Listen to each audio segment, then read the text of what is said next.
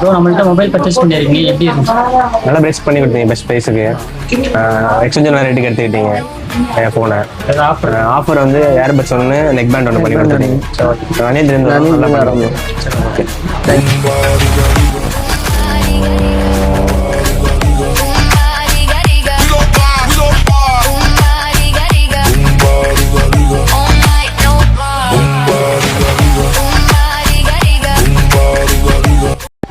நீங்களும் மொபைல் வாங்குற மாதிரி இருந்தால் நம்ம திருவாரூர் ஆர்எல் மொபைல் வந்து விசிட் பண்ணுங்க.